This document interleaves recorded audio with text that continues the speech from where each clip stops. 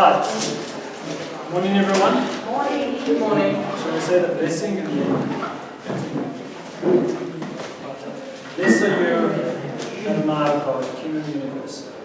He gives the Torah of truth and the good news of salvation to his people of Israel and to all the peoples to his son, Yeshua Messiah, Lord. Amen. Amen. Okay, so today we're going to be talking about Yom Kippur.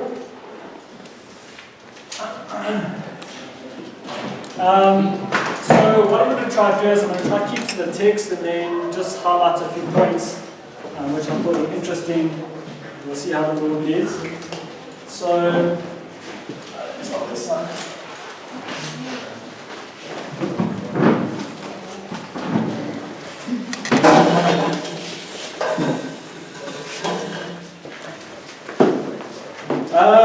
So what does Yom Kippur mean? Anyone know? Okay. So Yom, day, Kippur, or Atonement, but we'll come to some more deeper insight into that just now. What I thought was interesting was, does anyone know when this takes place? The date? Day of the 7th of October. Okay, so the 10th of the 7th month. Okay?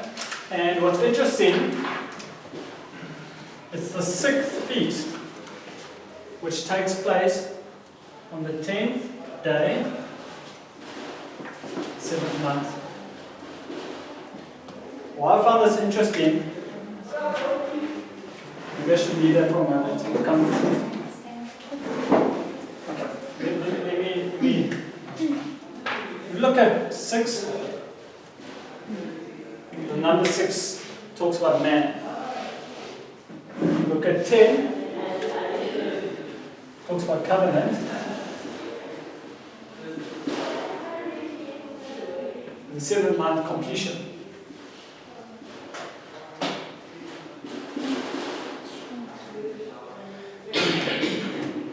So, we'll leave this for a moment. I'll come back to it now. So if we can turn to Leviticus chapter 16, and we'll come back to this.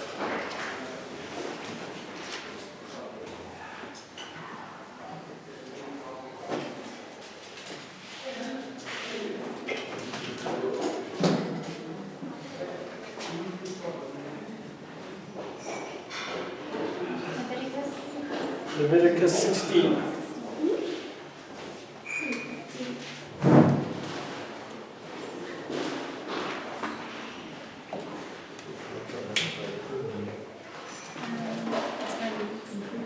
Okay, so Leviticus 16, the Lord spoke to Moses after the death of the 2 sons of Aaron, when they drew near before the Lord and died. And the Lord said to Moses, tell Aaron, your brother, not to come at any time into the holy place inside the veil before the mercy seat that is on the ark, so that he may not die. For I will appear in the cloud over the mercy seat, then the way Aaron shall come into the holy place, but in this way Aaron shall come into the holy place with a bull from the herd for a sin offering and a ram for a burnt offering. So you've got a bull for the sin offering, which is always interesting, because what was the thing that Aaron made? Made a real balagan, big mess. Made a The golden golden calf. calf. So God says specifically to Aaron and his lineage, the high priest lineage, you'll take a bull and you'll make atonement for your household. So reminding him of his sin brought death, because 3,000 people were killed because of that. And then a burnt offering, lay offering. So it gets burnt up into the Father dedicating his household and the tabernacle and everything unto the Lord. He shall put on the holy linen coat, and shall have the linen undergarment on his body, and he shall tie the linen sash around his waist and wear the linen turban. These are the holy garments. He shall. Okay, so once a year on this specific day, the high priest normally has like two garments. His normal garment where he's got the breastplate and he's attired in gold and all different colours like a king. But on this specific day, he's to take all of that off and wear pure white. So he stands pure before the Father, not representing anything on himself, but dedicated to the Lord for the specific purpose.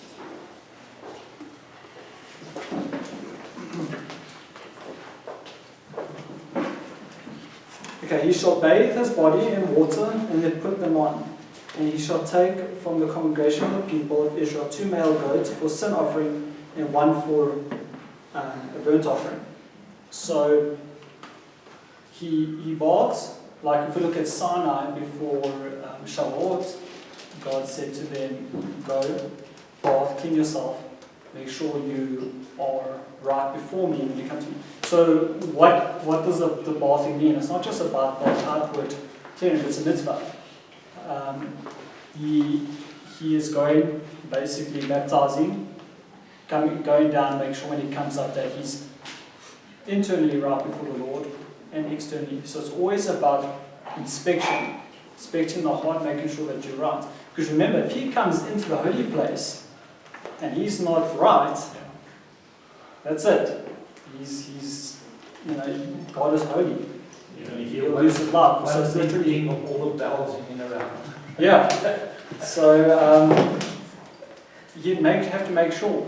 I mean, you can imagine if this was you. You know, once in a year you've got to atone for the sins of a whole nation, and you need to take this serious, really serious, else your life is gone. So, verse 6, Aaron shall offer the bull as a sin offering for himself, and he shall make atonement for himself and for his house. Then he shall take the 2 goats and set them before the Lord at the entrance of the tent of meeting.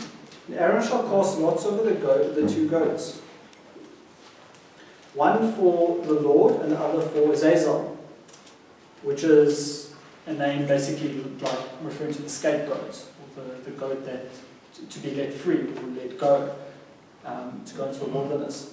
There's some interesting other interpretations. I'm not going to get into that right now, but we'll just call it the scapegoat for now. And Aaron shall present the goat on which the lot fell before the Lord and use it as a sin offering. But the goat on which the lot fell for Azazel shall be presented alive before the Lord to make atonement over it, that it may be sent away into the wilderness to Azazel. So what's interesting is we've got 2 goats here, and the lot, there's a lot cast for them. You can also remember Yeshua, the lot comes up and they cast lots for his garments. And we see quite a few of these pictures. There's an interesting aside to this, that during the Middle Ages, royalty would have assigned a whipping boy for their children. And they would be whipped when their children did something wrong. Like a scapegoat. Resignations. Yeah. For those days I don't think you could. Right. So, verse 11. Aaron shall present the bull as a sin offering for himself, and shall make atonement for himself and for his house. He shall kill the bull as a sin offering for himself. He shall take a censer full of coal of fire for the altar from the Lord, and 2 handfuls of sweet incense beaten small, and he shall bring it inside the veil. So here he takes coals. Where would he have got these coals from? Okay, so we've got them from the altar, and he takes 2 censers, which is interesting because numbers always represent something. If you look at 2, look at Shema, hear and listen. Hear and listen, O Israel. So everything is pointing to covenant, to obeying the commandment, and being kept. When you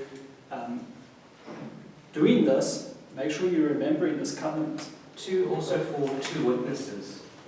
2 witnesses, but I think specifically here we're looking at Shema Israel, because he's presenting the people before the Lord, atoning for them. And the incense also representing the prayers of the saints. come before the Father.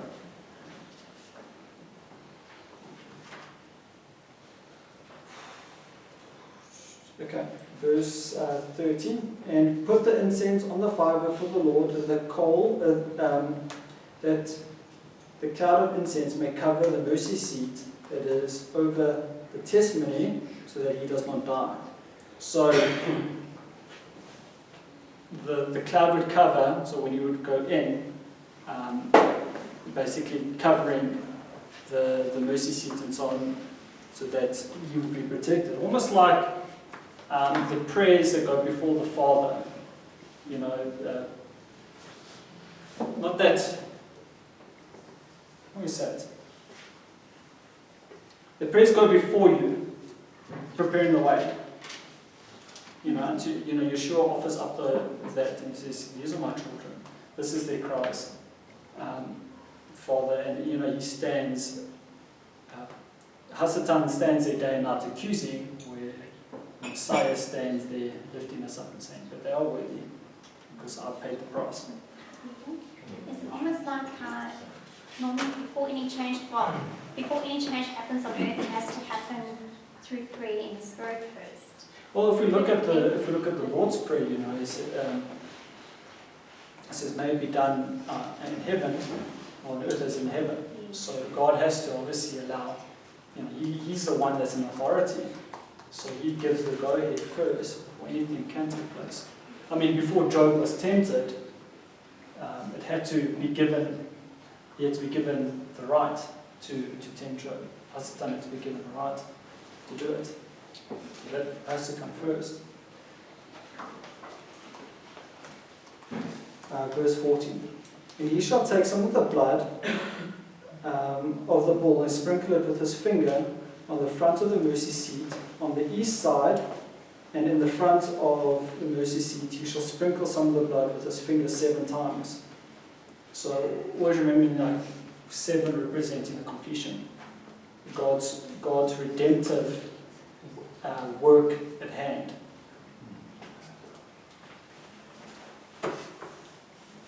And why blood? Blood represented life. The life is in the blood. So the word often talks about the life being in the blood. And sin brings death. As we see with Adam and Eve, they chose to sin against the Father. They chose death. And life is in the blood, so in order for you to be given life, something's got to take the place. And God allowed it for a time to use the blood of bulls, and because as we see later on in Hebrews, he says there's some much better covenant, which we're going to get into that. But he allowed that for a time because people had to understand that it costs you something. It costs you something when you sin against the Father, and that was, he was preparing a way. There had to be a timeline, there had to be certain things that happened before the Messiah. Also, so that when Adam and Eve sort of figured out that they were in the nudie, to cover up that and their sin as well, what was used was the skins of other animals. Yeah. Blood had to be shed to cover that, symbolic of what was going to happen next. The life of an innocent to cover. Very true. We'll get to that now. Verse 16 says, "Thus ye shall make atonement for the holy place because of the uncleanness of the people of Israel, because of their transgressions, all their sins. And so he shall do for the tent of meeting, which dwells with them in the midst of the uncleanness. No one may be in the tent of meeting from the time he entered to make atonement in the holy place until he comes out, and he made atonement for himself and for his house and for all the assembly of Israel. Then he shall go out to the altar that is before the Lord and make atonement for it, and shall take some of the blood of the bull and some of the blood of the goat and put it on the horns of the altar all around." So if you look at the horns of these on the altar, you'll see the horns will point downwards like this. So he puts the blood there, saying, "May your wrath be on the animal." His wrath points away from his people.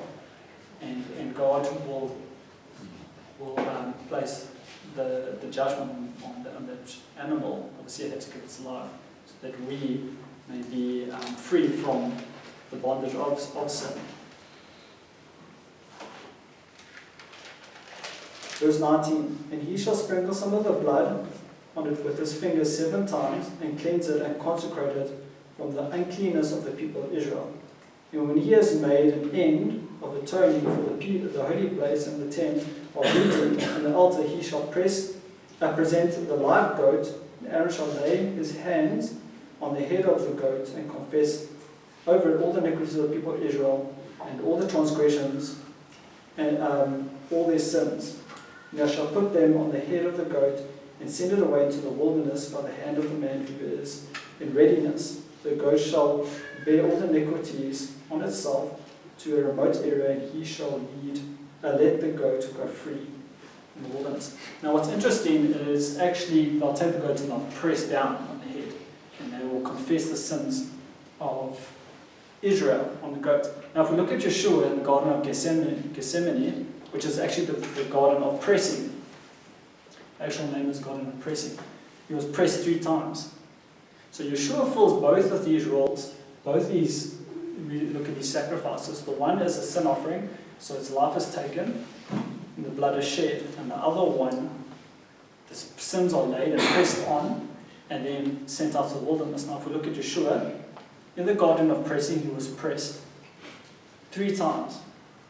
So if we look at that, he was pressed for the sins of the past, the sins of the present, for the sins of the future. And what's quite interesting is it says he sweated like drops of blood. Now, there's a medical term for that. I can't think of what the term is again, but when a person is under so intensive stress that the blood vessels actually, some of the blood vessels actually burst and that goes into sweat glands and so on. So that is actually medically true what happened. And from there, what happens is the crucifixion, and he's taken outside the city. He's taken outside the city, and he pays for the sins of the world. And that's exactly what happens here. It's a foreshadow of what was to come. Just like the tabernacle was a foreshadow of heavenly things, all of these feasts are shadows of things that were to come. And as we can see now looking back, how he's fulfilled everything to the T. It's interesting though that the sprinkling of the blood started on the mercy seat and worked its way out. The scripture also says that judgment starts at the house of God. Thank you. Yeah.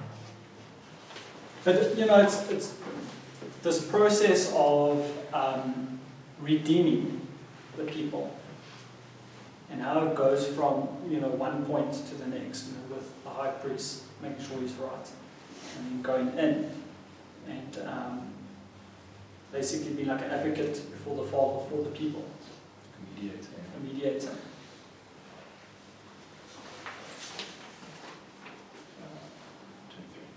Thanks.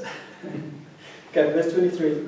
Then Aaron shall come into the tent of meeting, and shall take off the linen garments that he put on when he went into the holy place, and shall leave them there. And he shall bathe his body in water in the holy place, and put on his garments, and come out, and offer his burnt offering, and the burnt offering of the people, and make atonement for himself and for the people. Now, you can imagine that the garments, his white garments now, after slaughtering the animal, sprinkling blood, it's no longer so white. These garments become bloody. And what's interesting, if we look at the menorah, representing, it's pure gold, representing pure righteousness and the light of the world, the light, he is a light. They used to use these priestly garments, once they were stained, they would break them up, and that's what they would use for the wick, to give the light. And it's such a representation of Yeshua being the light of the world. They would take these garments and they would place them in the lampstand that is pure righteousness, to give forth light, the true light, to the world. The bloodstained garments. Verse 25. And the fat of the sin offering he shall burn on the altar, and he who lets the goat go to his Azazel shall wash his clothes and bathe his body in water, and afterward he may come into the camp. And the bull for a sin offering and the goat for a sin offering, whose blood was brought into make atonement in the holy place, shall be carried outside the camp.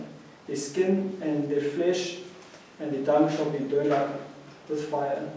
And he who burns them shall wash his clothes and bathe his body in water, and afterward may come into the camp. So they take this out of the camp and they burn it up. So it's an lay offering, a dedication offering.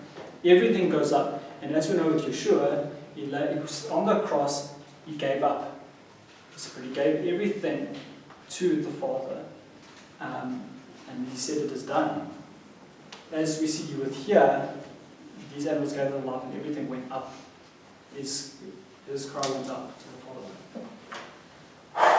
And it shall be a statute to you forever, that in the 7th month, on the 10th day of the month, you shall afflict your souls, and shall do no work, either the native or the stranger who sojourns among you. For on this day shall atonement be made for you, to cleanse you. You shall be clean before the Lord from all your sins. It is a Sabbath of solemn rest to you. And you shall afflict your souls. It is a statute forever. And the priest who is anointed and consecrated as priest in his father's place shall make atonement, wearing the holy linen garments. He shall make atonement for the holy sanctuary, and he shall make atonement for the tent of meeting and for the altar. And he shall make atonement for the priest and for all the people of the assembly. And it shall be a statute forever for you, that atonement may be made for the people of Israel once in the year because of the sins. And Moses did as the Lord commanded him. Okay, so here atonement's made for the people, and it says you will afflict your souls. So this is the only feast where God says you're not going to feast, but you're going to feast on His word. You're going to feast on drawing strength from Him and recognizing. It's a time of recognizing your brokenness, your faults, and the saving grace of the Father. So it's about not focusing on my needs and my wants, but laying aside myself to focus on what He's done. So it's really a time of just introspection, a time of, and that's before this we go through the month of the Lord, which sure, I don't know if Vince has spoken about it, or he probably will be speaking about it soon, is where we go through a month of making right with everyone. And God brings these things into your life, saying, you need to sort this out, you need to sort it out. And on this day, we look back and we say, I've made right with everyone, Father, and now I make right with Him. And knowing that Yeshua has paid the price, we can come before Him, cleansed and perfected. So we can enter the new year knowing that, actually what's coming next then is Sukkot, which is the time of Him dwelling with us. So it's preparing that way, making sure the bride is spotless and clean, so that He can offer up His bride perfect for the Father. So if we come here, now looking at what we've read, we see that Yom Kippur is the 6th feast, so 6 representing man. 10th day, the covenant. So when we talk about 10, we talk about like the 10 words, the covenant God gave at Sinai. And the 7th month is completion. So we can say, I looked at it 2 different ways: perfecting the covenant with man, or making man perfect through atoning blood. So everything that we see has purpose. There's not just numbers by chance and so on, which is amazing about the Bible, because you won't get any other text that just confirms itself over and over and over and over again. And everything has a meaning. Also, you won't find any other religious text that has prophecy. The Quran, none of the other religions actually prophesy about future events. Only the Bible. And as we can see, Yeshua's prophecy came true. Look at Daniel, the prophecy with, what's the guy? Nebuchadnezzar. Are you talking about the What's his days? name? The guy that persecuted the Jews. And Herod. That narrows it down. Hitler. no, part of the Greek Empire broke off. Antiochus. Antiochus, we look at that. And Alexander. There's a lot of guys that persecuted the Jews. Yeah, okay. But specifically with Daniel, he breaks that specific section up. Yeah. So detailed. Alexander's army breaking up into 4 wings and how all of that comes to pass. I mean, most historians say, no, it can't be true. You know, that this was written before. We know that it is that way. So just with this number 6 meaning man, I know the first mention is on the 6th day of creation, man was created. Man was created on the 6th day. But where else has it got anything to do in the feast, the 6th feast or anything? Well, if we look at the 6th feast, it's all to do with, Is it Yom Kippur? it's all to do with the redemptive power of the cross, of what God's done, the atoning to do. And I think there is probably many, because remember, this has to confirm itself many times before they will put a certain meaning to that number. Remember, the 6th feast is to bring man closer to God, to draw man close to God, so that at the time of Sukkot we can dwell with, or God can dwell with us. To make sure that we are pure before Him, because God can't dwell with an unclean or people that haven't been sanctified, set apart for a purpose, redeemed. So through the blood of the Messiah, we are redeemed. And this is what this is about. You know, when Yeshua went through Passover, the Passover was Passover lamb, He dealt with death. He conquered death. And then He offers up, as we look at Hebrews, and when we come to now, He offers up His blood as the atoning blood for the people, as a new high priest of a better covenant, because a renewed covenant.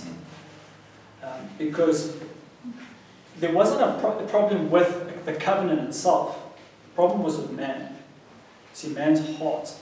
And that's why God had to, if we look at the 10 Commandments, it was an outward written commandment on stone. And when we cross-reference with Jeremiah 31, you see that God says, I'll take out the heart of stone, that outward stone that they were following, the outward commandments, and they weren't following inwardly. And He says, I'm going to put it inside. And like I wrote with it with my finger, the Ruach Kodesh, the Holy Spirit, I'm going to write it on your hearts that you'll follow inwardly. That I'm going to send my Son, the Messiah, to teach you how to do that. And then He's going to send a helper so they can be written on the inside. So the problem wasn't with the covenant. The covenant was perfect. The problem was with man and the sacrificial system. Because the sacrificial system was only necessary because of sin, because man sinned. And God says, but I'm going to bring a much better atonement, one that will last forever. If you receive it. It's up to you. You can reject or receive it. But the covering is there. Just like if we look at coming to now the root, if we look at the roots of Yom Kippur, it's to do with covering. So if we look at Adam and Eve, God took an animal and He covered them with the skin. So there was a covering made that they accepted. Also the ark, what they painted on the pitch, it's got the same word, the same root as the Kippur, Yom Kippur.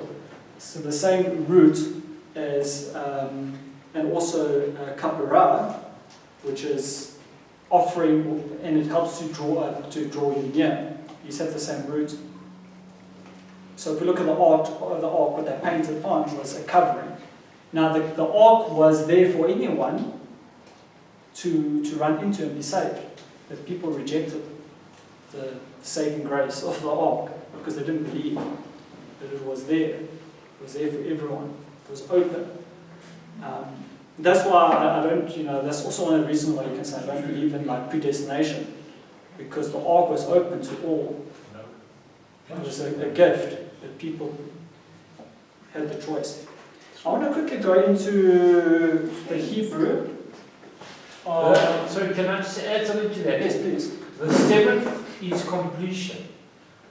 Yeshua was on the cross for 6 hours, and at the seventh, right at the end of the sixth, he said it is finished. And the start of the seventh was the completion.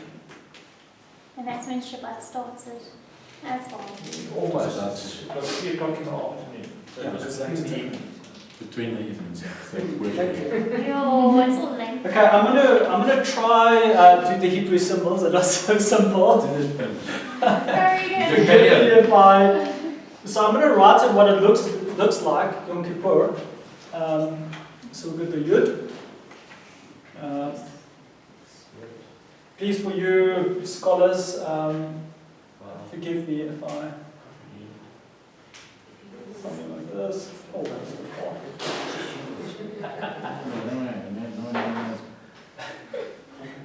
Just draw a square. Just draw a squiggy. He's a perfectionist. He's got to do it properly. Look at all those angles, the cute angles there. Simple geometry. Needs a protractor.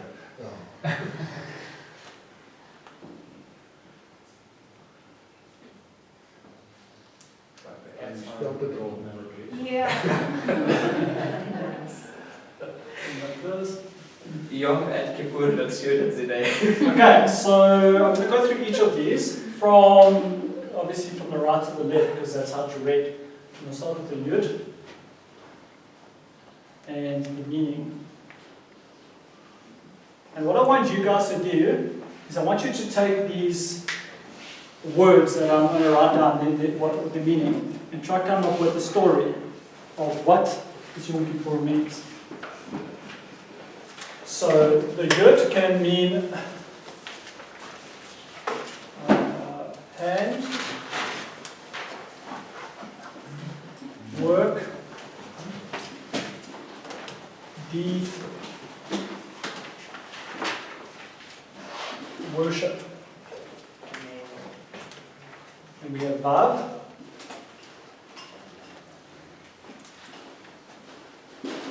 male or peg, Five. secure, add, join. This one, yeah.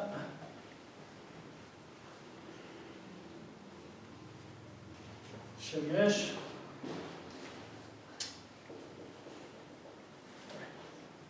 Shamech.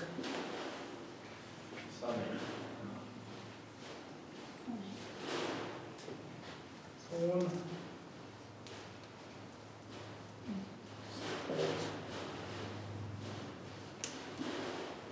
Protect. I'm just thinking, shouldn't it be a mem or a manuscript? Is it? It's that's the final. It should be the final. That's it, The yeah. final mem. Mem Supi. Right. Where's the? Does anyone have the bookmark? Yeah. Have you got it? Which one? Yes. Somewhere. Should be a Let's see. manuscript. Yeah, it should be a mem. What? Which one? At the end, so what Yud does, and then it should be the final mem. But it looks like a square. That's the which. So this one? Oh, Yeah. that one. There's some more. There's something. Which is. What does it mean? What's the It pattern? should be water. Four. Should be a mem. Mem is water. Should be water, chaos, Chaos, blood. So this should be a mem. Yes, Yeah. it is. Okay, sorry. But it doesn't look the same. It's actually drawn correct, sort of. Oh, okay. Similar, yeah. Do you know what? I did send this to Vince yesterday to ask him to make sure. So I blame him. It's just a prank, it's nothing harmful. Yeah, told this is you. square. Spelling Just mistake. do the square. Just do the square. Yeah. That's the final mem, yeah. Yeah. No, that's fine. It's like That should be there. Yeah. Okay. It's sort of drawn pretty same, like that. Yeah, yeah. Yeah, let me just put the right, can we put the right one in there?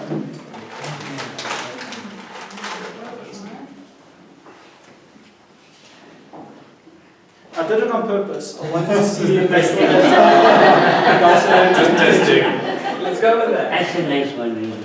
As a lecturer, I say it to my students. No, it's on purpose. And it's like, always See if cover you're yourself. awake. I was just wanting to see how far you would get the papers.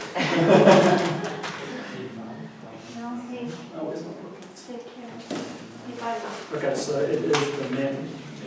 Okay. Just water, cows, and blood. So that will actually. Yeah, what was it, Mr. Spencer? Water here's blood. Oh, M-E-N. That's okay, well, I'll come back to it because it's not writing. At the moment.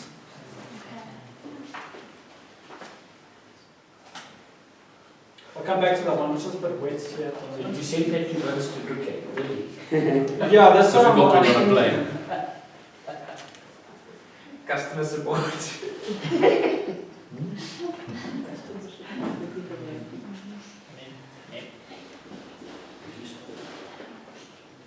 This is on,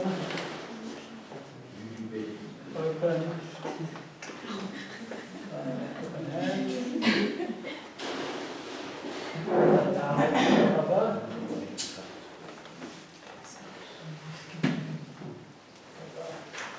We've got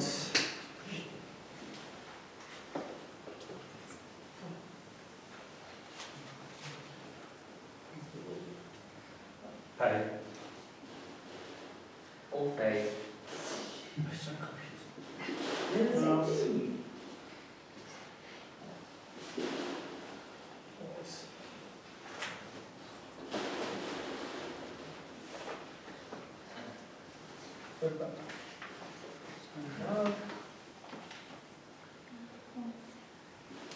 Again. It's got the same meaning as that one. Let's go after it.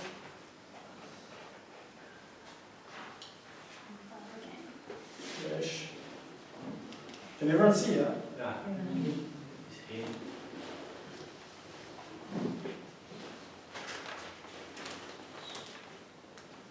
Okay, authority. First. And also pride. Sorry? Also pride. You read Pride. Psalms 83, that they have lifted up the head. I think in this case, I'll see if we can, we can tell a story about what the high priest is doing on this. Okay, then we come back to this one, mem. Mem is water. Okay. Which one? So, water, Water here's blood. chaos, blood. So, yeah, I think, we can see his hands were nailed to the cross. Blood was shed to cover us.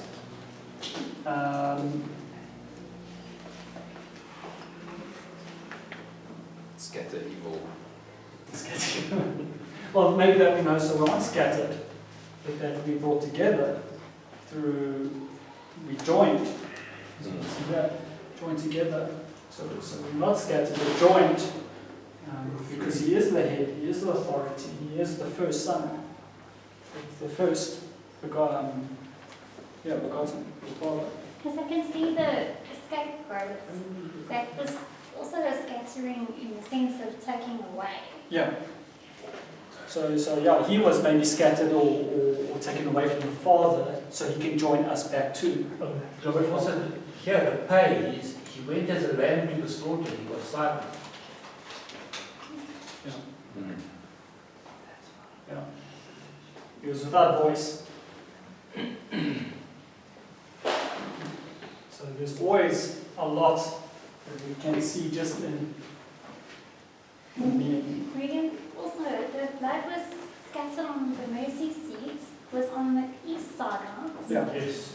Now, I know that was the entrance on the east. Yes. The entrance from the Mount of Olives came from the east, yes. Okay, and also the wilderness tabernacle. When the prince entered into the temple, it would come from the east side. Yeah, so with the blood as well, we know that's blood, that's Yeshua's blood. Something to do with the east, so he will come in. When he returns from On Mount Olives, which is on on the Mount east. Olives, is it also Yeah. east? When the wind came through for the Red Sea as well. Yeah. If we look at it as Ruah, It's always from the east. It's always from the east, but a lot of the east comes up Good a stuff lot from the east. more than anything else, I think. And that's the lighting is from the east into the west. So lots of east to the west. can we And turn far from the to, east is from the west. we turn to Hebrews The chapter thousands 4. scattered. Hebrews 4. Hebrews 4 verse 14. Okay, Hebrews, there's a lot in Hebrews. I'm going to just try to touch on important stuff. Now, the book of Hebrews, called Hebrews for a specific reason, because it was written to the Hebrews for a specific purpose. Because you've got now the Messiah died, resurrected, atoning blood for the sins of the people, but there's still a temple in operation. So how does it work? Is the temple in operation? Do we still take up sin offerings? And there's a confusion. So Paul has to write his letter saying, this is what Messiah did. He brings all the pictures in, understanding, so people know, yes, we can take offerings up to the Father as, thanks, praise offerings and to say thank you to the Father, the first fruits and so on. The sins of the people paid for. There's no need for sin offering. So when I read Hebrews 4:14, 4 verse 14. Since then we have a great high priest who has passed through the heavens, Yeshua the Son of God. Let us hold fast our confession. For we do not have a high priest who is unable to sympathize with our weakness, but one who in every respect has been tempted as we would, yet without sin. Let us then with confidence draw near to the throne of grace, that we may receive mercy and find grace to help in the time of need. You see here, only the high priest was allowed into that holy place. Through the blood of the Messiah, we can draw near to that place and come before the Father. For every high priest chosen from among men is appointed to act on behalf of men in relation to God, to offer gifts and sacrifices for sins. He can deal gently with the ignorant and wayward, since he himself is beset with weakness. Because of this, he is obligated to offer a sacrifice for his own sins, just as he does for those of the people. And no one takes this honor from him, but only when called by God, just as Aaron was. So also Christ did not exalt himself to be made a high priest, but was appointed by him, who said to him, "You are my son, today I have begotten you." As he says also in another place, "You are a priest forever, according to the order of Melchizedek." In the days of his flesh, Yeshua offered up prayers and supplications with loud cries and tears to him, who was able to save him from death, and he was heard because of his reverence. Although he was a son, he learned obedience through what he suffered. And being made perfect, he became the source of eternal salvation to all who obey him, being designated by God the high priest of the order of Melchizedek. I don't know if Vince has spoken to you about Melchizedek. A few times. A few times. Okay, so I don't need to go. You can touch on it. Well, I can just touch. So Melchizedek, so we've got Melech being king, Tezedek being righteous, so king Of righteousness. king of righteousness, king priest of righteousness. And if we look at Yerushalayim, the Hebrew word for Jerusalem, we look at Yara, and the first part of it being provide, and Salem being peace. So God will provide peace.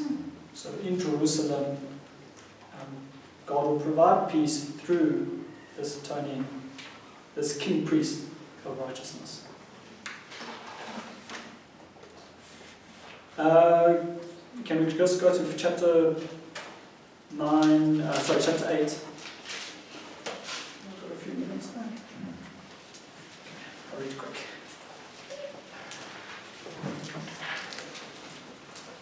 Is there any questions at this point?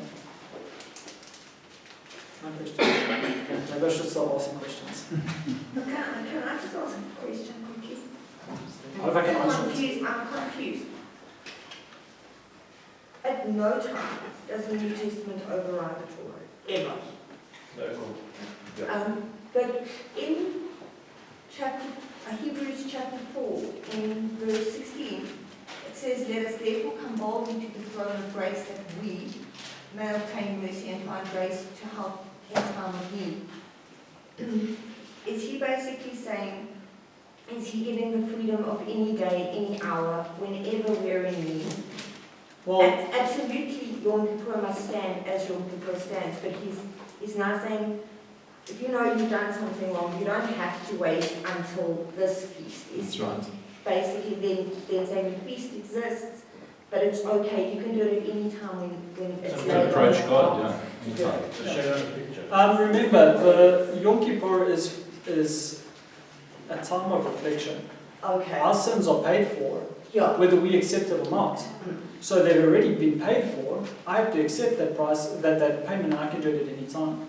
okay, so I don't, nobody has to keep it bubbling inside of them. There might be something that we don't even realize that we've done wrong, and so I think that's definitely us. that's really the crux of, I think, Yom Kippur is some things that we don't even know we've done wrong. There's people that we've hurt, these things. I can come any time, but it's a time of laying yourself aside and saying, God, if there isn't anything that's between me and you, Okay. it's a time of just coming before and laying yourself aside, your brokenness, and saying, Lord, fix me.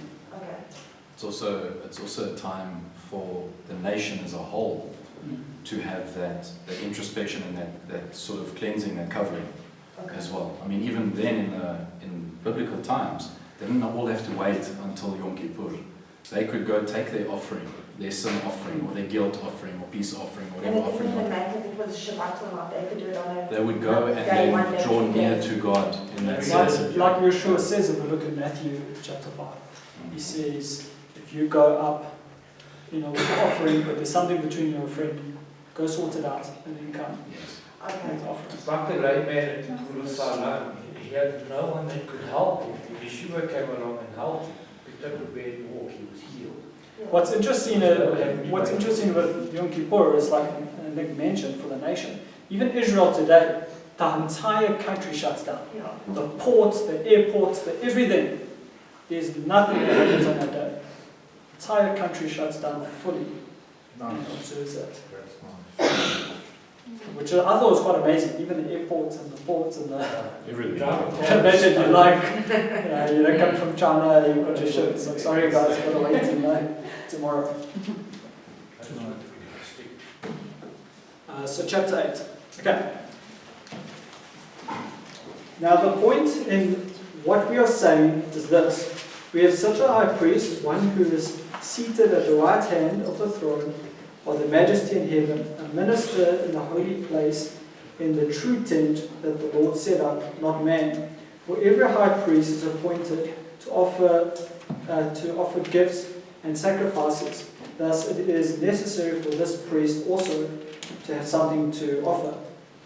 Now if he were on earth, he will not be a priest at all, since there are priests who offer gifts according to the law. They serve a copy and a shadow of the heavenly things. For when Moses was about to erect the tent, he was instructed by God, saying, "See that you make everything according to the pattern that was shown you on the mountain, that as it is, Christ has obtained a ministry that is much more excellent than the old, as the covenant he mediates is better, since it is enacted on a better promise. For if that first covenant had been faultless, there would have been no occasion to look for a second." Remember, it's a renewed covenant. If you look at the words, it talks about a renewed covenant.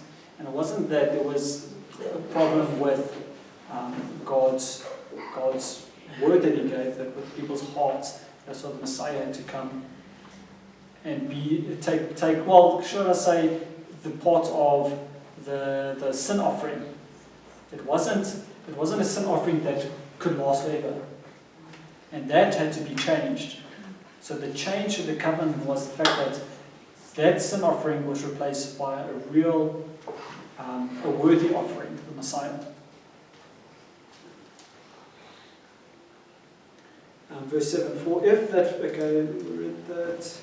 Okay, verse 8, for he found fault with them when he says, behold, the days are coming, declares the Lord, when I will establish a new covenant with the house of Israel, with the house of Judah, not like the covenant that I made with their fathers on the day when I took them by the hand to bring them out of the land of Egypt. That they did not continue in my covenant. You see, it was the people that did not continue. It was the people's hearts. And so I showed no concern for them, declares the Lord. For this is the covenant that I will make with the house of Israel after those days, declares the Lord. I will put my laws in their minds and write them on their hearts, and I will be their God, and they will be my people. So it's not that his law changes, it changes place. It changes from an external to an internal thing through the Ruach, that writes it on in the inside.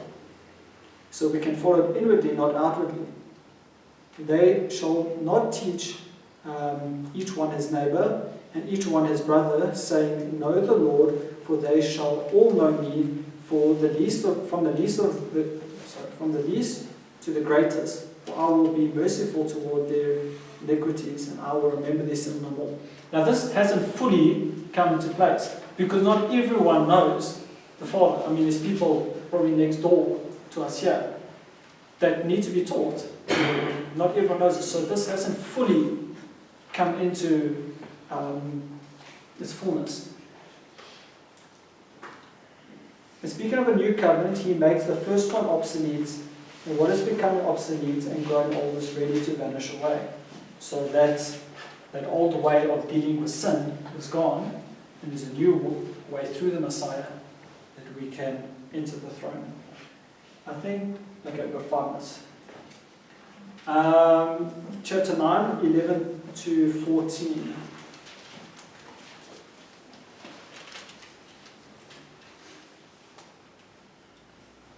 So this is the redemption through the blood of the Messiah.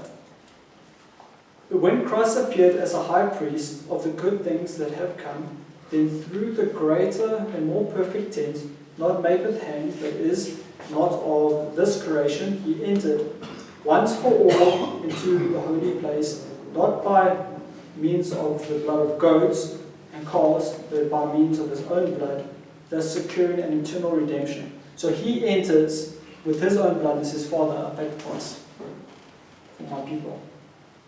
For if the blood of goats and bulls and the sprinkling of defiled persons with the ashes of a heifer sanctify for the purification of the flesh, how much more will the blood of Christ, who through the eternal Spirit offered himself without blemish to God, purify our conscience from dead works to serve the living God. And that was the whole purpose. There's a bit of a controversial question in this little piece where it says it sprinkled the unclean people, where we just read in Leviticus that sprinkled the altar, not necessarily the people. So I don't know the answer to that. The sprinkling, can I go there? Because the sprinkling of the people is in relation to that red heifer. And if you go back to the Torah and you look at the red heifer, the sacrifice there was take that red heifer outside, which is all a foreshadow of the Messiah as well. And they burn it up completely, and they take the ash of that animal, and they put it in water, and then they sprinkle it on the people and on the tents of people that have come into contact with something that's dead. And then that makes them clean. So it's almost a picture again of conquering death and making clean again. That's what that sprinkling is. But is it not also, if we look at when Aaron atones for his house and he says in the tabernacle, because of the uncleanness of the people, we being the new temple, can't you also look at it that way? Yeah. And people being the new temple and God purifying through the blood of the Messiah. The temple This is not the first time. To be sanctified. to be sanctified and set apart for His word. This is not the first time that the Bible says that the blood of bulls and goats means nothing if your heart is not right. Actually, it says it a few times in the Old Testament. Isaiah talks about it. Yeah, so it again, it all comes back down to the heart, and as Yeshua in Hebrews is the mediator of this new or renewed covenant, how you look at it, it's saying that only through Yeshua can we approach Him whenever we like. We don't have to wait for a high priest of earthly nature. We can go to Him, speak to God through Yeshua, and reach Him that way. There's one last thing I'd like to just touch on. Sorry, Grant? So it raises a very good question. Is before you pray from somebody, how do you know that you're in a position to be able to pray for them, to be able to help them? Well, If you don't know that if you are right with God. Well, I mean, if we look at, when the Holy Spirit came, when Peter, and then they were so full of the Spirit when they walked, even their shadows touching people. It doesn't say those people were right with the Father, they were made whole. And I think that making whole of the people opened their eyes, their spiritual eyes to say, do you know what? This is truth.